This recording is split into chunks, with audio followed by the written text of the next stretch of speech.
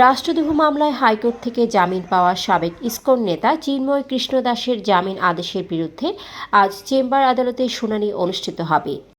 Fashion brand মানে art. শুনানিকে কেন্দ্র করে আদালত প্রাঙ্গণে উপস্থিত হয় সাধারণ ছাত্র সমাজ। তারা এ সময় চিন্ময় কৃষ্ণের জামিন বাতিল চেয়ে বিক্ষোভ জানান।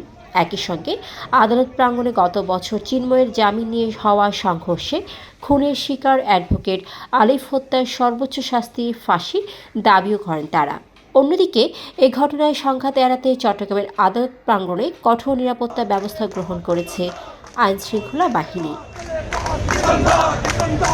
এর আগে গত 30 এপ্রিল দুপুরে বিচারপতি আতাউর রহমান খান ও বিচারপতি আলী রেজার সমন্বয়ে গঠিত হাইকোর্ট বেঞ্চ চিন্ময় কৃষ্ণ দাসের জামিন আবেদন মঞ্জুর করেন এবং জামিন বিষয়ে জারি করা রুল যথাযথ ঘোষণা করেন। তবে হাইকোর্টের এই আদেশের কয়েক ঘণ্টা পরই রাষ্ট্রপক্ষ আপিল বিভাগের চেম্বার আদালতে জামিন স্থগিতের আবেদন করে। সন্ধ্যা 5টা 50 চেম্বার বিচারপতি মোহাম্মদ রেজাউল হকের আদালত হাইকোর্টে দেওয়া জামিন স্থগিত করেন। পরে আবার আদেশ প্রত্যাহার করে নেন চেম্বার বিচারপতি।